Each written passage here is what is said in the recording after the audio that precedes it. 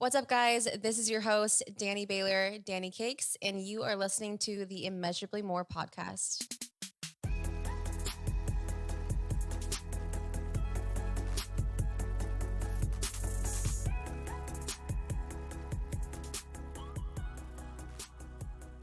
All right, guys, Happy New Year. And what better way to start out this year than in going over some practical first steps and ways of thinking as we move on from our old selves? How many of us are pumped to leave the last year behind?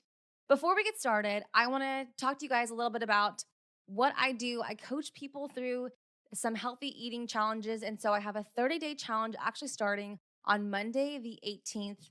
So if that's something you're interested in and you want to create some new healthy habits, I'm your girl, and I would be more than happy to coach you through those. So go ahead and DM me on Instagram, either at Danny Cakes or measurably.more.podcast. And I can give you some more details regarding that and starting your new year right, living healthy from the inside out. So I actually love the new year.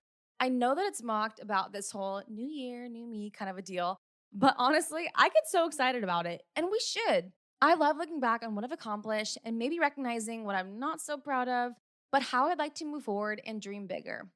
This is exciting to me because I know I'm always willing to bet on myself. And I'm proud to say that I've actually followed through with a handful of resolutions. So I applaud you for choosing to reflect and set new goals. You guys, God gave us a 24-hour period every single day to rest and reset. And New Year's for a reason. I believe He wants to remind us how often we have a choice to start over. Start clean, try again. Most importantly, give ourselves some grace. So you are not silly for reflecting. When I hear that stuff, I want to roll my eyes at the eye rollers. Reflection is important. Setting new goals is important. It means you're strong by humbling yourself for wanting to try again to be better. If you guys take away anything important from this episode, please let it be that the opinions of other people and what they think of you has so much more to say about how they actually see themselves. This is where we take back the power. I know this in my business and especially past relationships at that old inner circle. There's a chance I might go all Taylor Swift on you guys on this podcast at some point, but we'll say that for another time. Yes, when people mock you, it typically has something to say about the discomfort or the disbelief they have in themselves, sadly. So I found power in somehow loving them through it as opposed to hanging on to grudges because they once judged me, a girl they clearly knew nothing about. Just the same kind of grace I try to give myself, right? Love your neighbor as yourself in Mark 12:31. So before we get to the juicy stuff, like crushing everyone else's opinions, I got to get real down and deep into the depth of the grace God revealed to me. Here are some of the main things I had to conquer initially in order to step out and step forward. This was the first thing I had to attack, and I didn't even see it coming. A little more detail about my split. My family had recently all moved out of town, hours away. My ex's family owned the gym that we both coached at, along with the company of most of our friends. So splitting up not only meant that I was going to be on my own completely, but I was basically walking away from my previous life in its entirety. At the time, my big brother coached me through how to meet with God in the morning for direction and peace. I was pretty desperate and scared of what my next step looked like. He told me he was waking up at 5:30 a.m. to meet with God, and it began to bring him so much wisdom. I'm sure you guys have seen me probably attend a 5 a.m. CrossFit class recently, but back then I was anything but a morning person. Like I said, Danny was desperate, so I gave it a shot. I actually said, okay, God, if you're trying to talk to me, wake me up. So, in fact, I never set my alarm, and He did. God woke me up a couple days in a row, exactly at 5:30 a.m. Wild, huh? Oh, it gets better. Turns out, in this season, early mornings became the most quiet and peaceful time of my day where I could truly be still and be freed of the distractions and stress. Almost like a mental break from the reality of my pain, oddly enough. You guys, for such a painful season, these became some of the most intimate moments I had had with God up until this point in my life. I had never heard Him more clearly. One of the times I woke up, as usual, I went out into the dark living room and sat on the floor with my Bible in front of the coffee table. I planned to meet Him so that He could tell me where to go next, honestly. And God had other plans that morning. I'm sitting there and I'm like, okay, God, I'm thinking like back to Hawaii or possibly Orange County. All I know is I should probably get out of here. I remember waiting on him to miraculously answer me, and instead, this feeling of guilt suddenly overwhelmed me. I didn't expect it. It literally came out of nowhere. I just began to reflect. I felt like I ignored God all this time. I sat there ashamed. I actually can't even remember if I specifically asked for forgiveness. I was just acknowledging my fears and hesitations I'd faced for the last few years, trying to avoid just this. If anything, I felt like I'd only made things worse. To be honest, I knew I had been ignoring him, trying to manipulate my situation all that time instead of just being obedient. How could I do this? God, how can we possibly make things right? I feel like I've lost so much time. Dude, like I've messed up. So, very clearly, he told me an exact verse. Before, I had felt led to read full chapters in my quiet time, so this was extremely specific. Mark 5:34. Daughter, he said to her, your faith has healed you. Go in peace and be freed from your suffering. I know, right? Trust me, you guys, I am still tripping out about this. But this is the God we serve. I'm promising you, when you draw near to God, He will show up. He will draw near to you. Ask and you shall receive. So I'm sitting there sulking in my guilt and shame. And instead, God said, no, we are not going there. We are moving forward. I love you too much and you will suffer no more.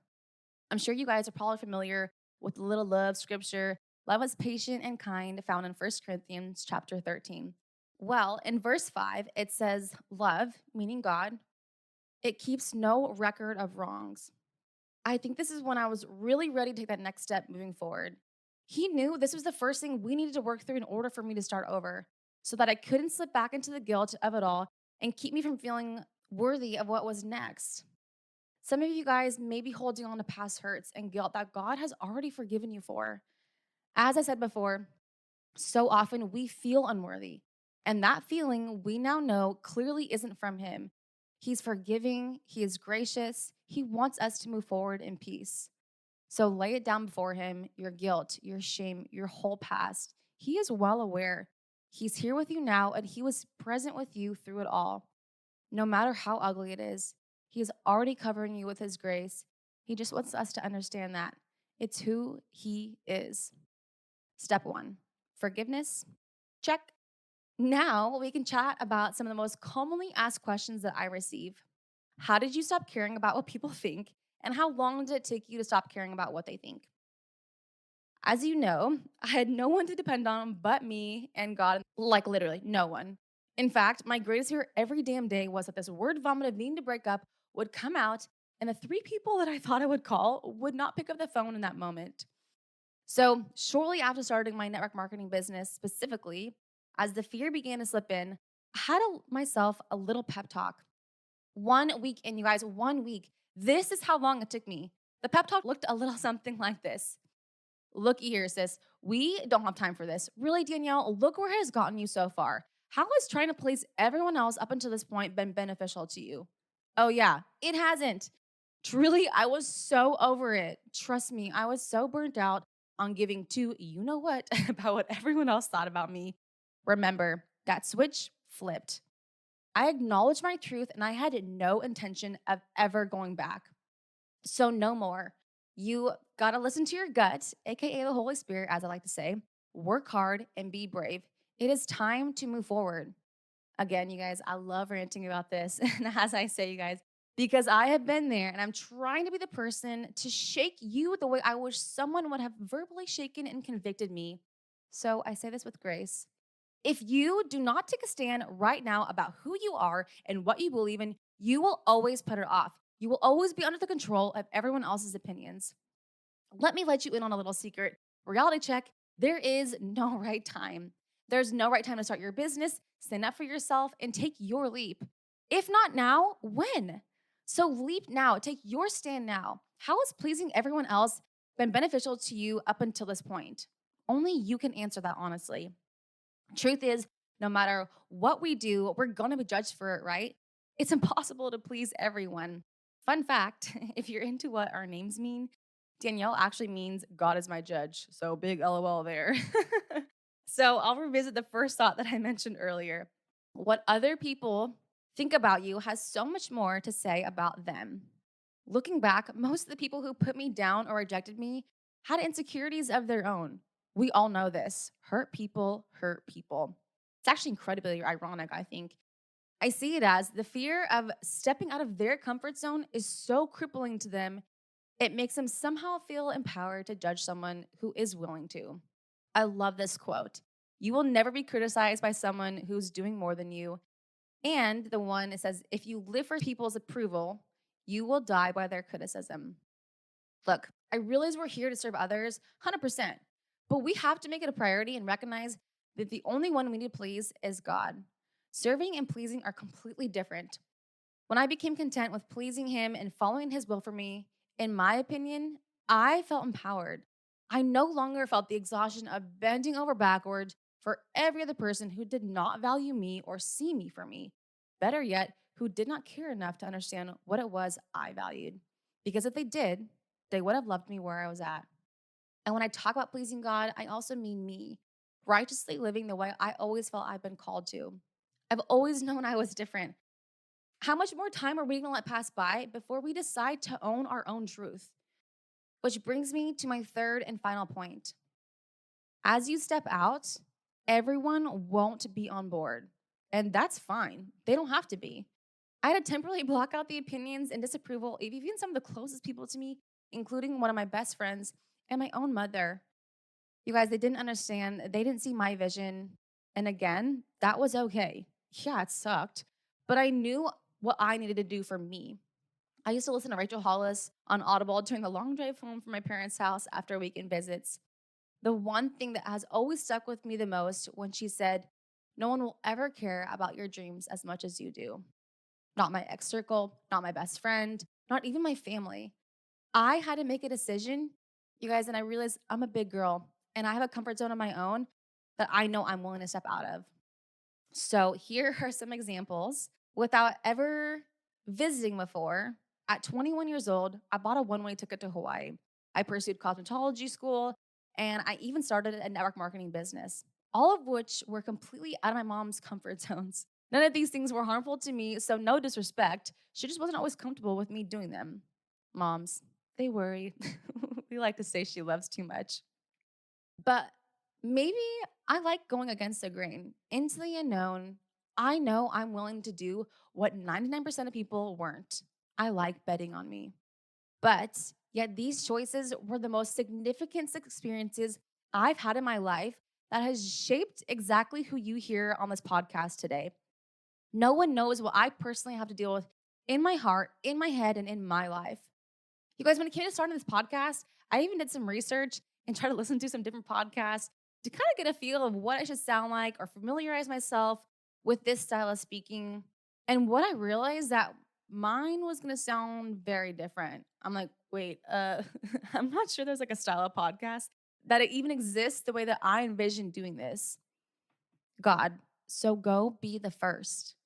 You don't need to fit the mold. You just need an opportunity to create your own. Who is waiting on hearing my version of this outlet? We have to go first. And we have to recognize that we are meant to go first. I didn't know anyone in my area who ran the same network marketing business that I was about to start. So I thought, I'll become the first. I'll become the one everyone thinks of when they hear this brand. If you don't see anyone else in your business who looks like you or talks like you or comes from the same background as you do, go first. Create the organization where others like you have a place. Here's your opportunity to create your own. Create what matters to you. You guys, that is exactly what I'm doing. I wanted to create something that didn't yet exist, and I took ownership of my calling to it. In this season, again, like I said, I didn't have a choice, you guys. I wanted this all so bad. I needed it. I needed change. I needed a fresh start, and I needed a new me.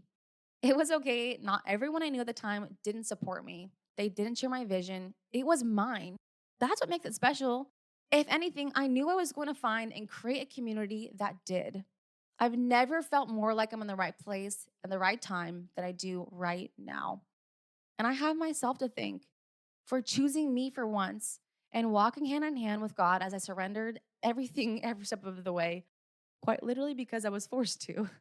But the unknown is thrilling when God gives you a peace about it.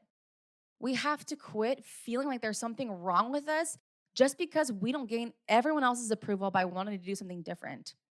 Take some pride that you are willing to step out in faith alone, in your boldness, because even though you may feel alone, God is with you. He goes before you, remember.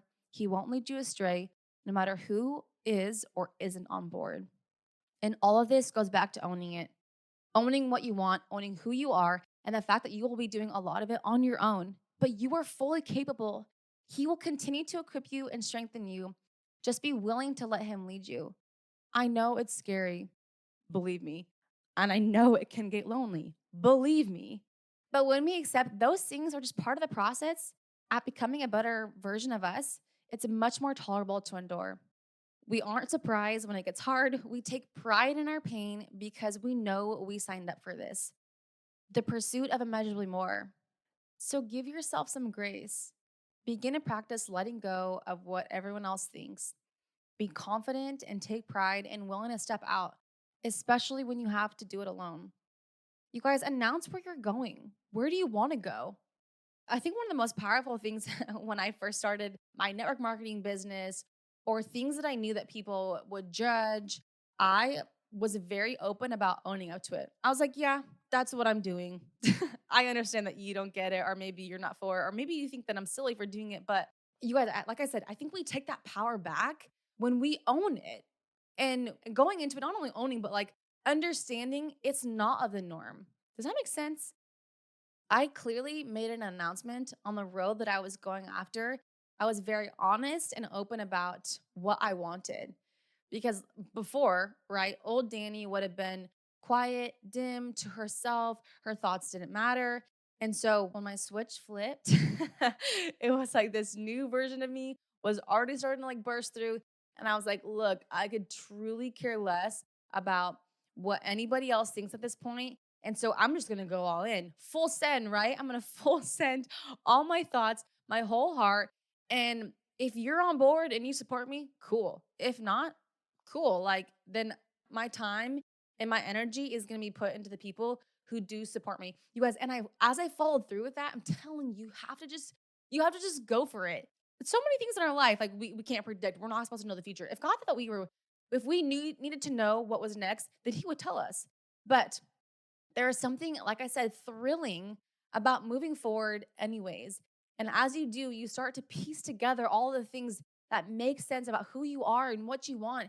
And God will lead you to those people. He'll lead you to the people that do support you and do pour into you, you guys. And as I found that in my business, that is what truly set me on fire because I remember thinking before, I can't remember if I've talked about this before, but being in a room full of people that I surrounded myself with previously and being so afraid, like, Danielle, what the hell are you doing?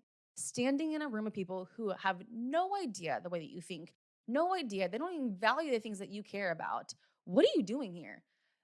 And then now being surrounded by the people that I work with and that pour into me and value me and love me for me. And you guys, it's that same overwhelming feeling, but of so much joy to be like, you are exactly where you're meant to be. And this did exist. And you are not out of your mind to think that way. And I remember just thinking it was so comforting when I did start taking a stand for what I wanted and walking towards my truth and my passion and my dreams and my desires that I realized I wasn't the only one. You know, being the 1%, right? The way that we think and the people we surround ourselves with, 1% isn't very much. So, yeah, it maybe took me some time and it was hard for me to find those people, but once I did, you guys, once I put myself in the mindset and then the position to be surrounded by those kind of people, those like-minded people, I realized they existed. And those 5 people in my circle, that inner circle that had transformed, that switched, right? It fed my soul so much more. And that's really what set me on fire. As I started to take those steps, I started to step up. I started to, quit like batting away all the opinions constantly. Just because I'm saying in the beginning of my business that I stopped caring what people thought just about moving forward doesn't mean I don't battle that day to day. Totally. Like absolutely there's somebody probably every single day I'm still like, okay, you have a decision. Are you gonna care what this person thinks or are you gonna do you? You know, we have an opportunity all the time. That's what I love about this business. We constantly have an opportunity to take a stand for what we want, who we are, and where we are going. And I'm telling you, the more that I did that, And what I cannot wait to talk about this next episode, you guys, is the pain that I endured to become this version of me. If anything, if there is a word that could wrap up the last 2 years, and the most commonly felt feeling that I experienced was absolutely pain. You guys can look at my life or how I show it or something, whatever it is, or success, however you want to paint it, and think that it's all glamorous. Trust me, it absolutely was not. What happened behind the scenes in my head, in my own home, alone, that is where the real impact happened, where the real breakthrough happened, was mentally battling those little things every single day over and over. And as we do endure them, right, we build up a stamina, we become steadfast. We're able to take on what's next because you're like, hey, I just managed to go through that. And now I'm moving forward. So as you acknowledge these things, as you let go of the opinions of others, as you take pride in saying, I might be the only person doing this, but I'm going to go first and I'm acknowledging that it's going to matter to somebody. And the more that you do it, and the more I'm promising you guys, God, He will remind you, He will confirm where you're going. And it might be a little bit of time. It might not be always these big, grand moments of, I guess even achieving success at a time. But when you look back, all of that compounds. I think I was thinking honestly about who I was just a year ago and being like, dang, Danny, we've come a long way. Like, you could have never imagined being in this place and starting a podcast and, being in control of the way that I talk or stepping out again. But everything that I've done this year has brought me to this point.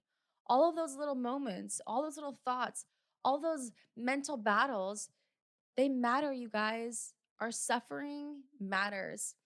Our struggles matter. The trials that we go through, it matters. So take hold of what you want.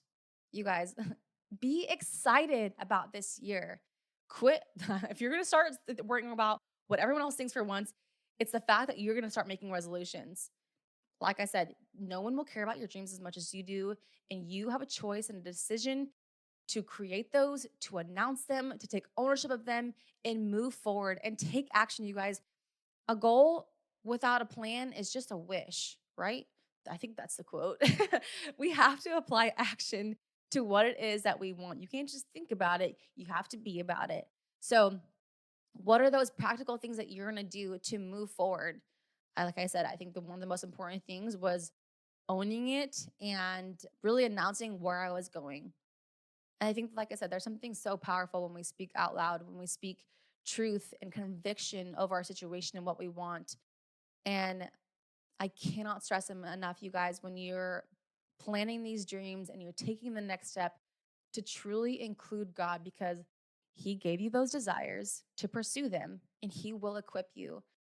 And I even have to remind myself every single day, okay, God, please equip me today because yesterday I felt strong and today I feel like I'm all over the place.